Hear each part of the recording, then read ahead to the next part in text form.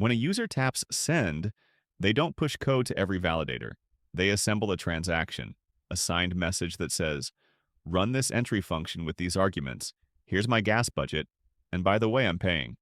Validators run the bytecode in a deterministic VM, compare results, and either commit every resulting object update or roll back to the exact pre-call snapshot. There is no partial credit. If any assert trips, the whole thing reverts as though you never touched the chain, but the user still loses the gas they pre-approved. The final hash-anchored transaction becomes part of the canonical object timeline, letting explorers and auditors reconstruct complete asset histories. Think of a module as a building. Private functions are back-office rooms only staff can enter. Public functions are reception phones other modules can call. And entry functions are the glass front doors used by the outside world. Anything a wallet, web app, or back-end service can trigger on-chain must live behind an entry. Because transactions serialize and gossip data, an entry function cannot return a complex object. There's no place to send it. Instead, it mutates on-chain state, emits events, or transfers assets.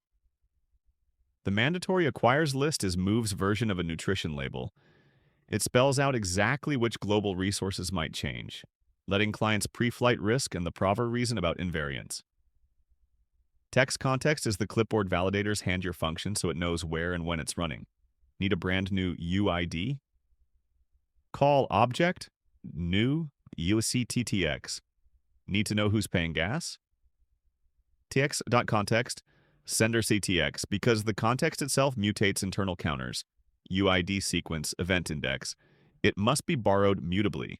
Once you're done, the borrow ends and the rest of your code can happily grab other mutable references without aliasing violations. An object's lifestyle dictates which helper you call. If it's in Alice's wallet, you can move it to Bob with transfer:_transfer. Want to open it for community interaction? Turn it into a shared object exactly once, after which its address becomes the canonical meeting point. Need a constant, say a license document, store it immutable and no one, not even validators, can mutate a byte. These calls aren't syntactic sugar.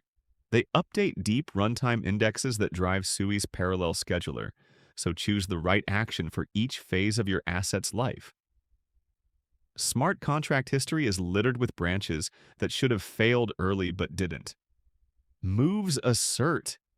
Macro is your seatbelt. If the condition is false, the VM raises an abort carrying your numerical error code. Validators roll back all interim writes, but they do charge the gas you allocated. This thwarts DUS attacks by making abuse expensive.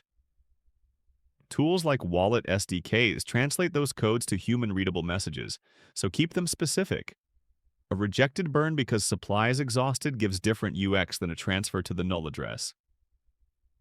Every transaction pays a base fee just to enter consensus, plus incremental fees for each object touched and byte persisted. If you're awarding 20 loyalty points, don't send 20 separate transactions. Batch them so you pay the base once. Conversely, stuffing 1,000 writes into a single payload risks exceeding the validator's max gas cap. The network will bounce it even if the logic is correct. Profile early and remember that deleting stale objects not only cleans state, but literally puts SUI back in your user's pockets. Unit tests prove a single function's maths. Scenario tests prove your entry workflow survives real-world sequencing. You launch an in-memory ledger, mint test coins, run Alice's transaction, then Bob's response, all before the compiler even writes bytecode to disk. You can assert that an expected failure did abort with code 42 and that a shared object now contains 8 listings. This is the closest thing to a time machine smart contract developers have. Find bugs in 30 milliseconds instead of 30 blocks. Here are 2 real entry points. Transfer point demonstrates the simplest happy path. The caller moves a sweeple point into the transaction, we log a transfer event, then hand the resource to the recipient. Because we consumed ownership directly from the caller, there's no need for acquires. In contrast, burn point touches the shared supply singleton, so we list it in acquires supply. After emitting a burn event, we call object::delete, which reclaims the storage deposit tied to the token.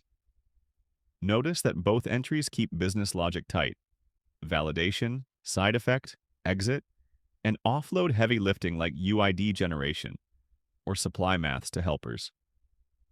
Unit tests can now track the supply counter, assert event payloads, and ensure the delete refund actually reduces storage usage.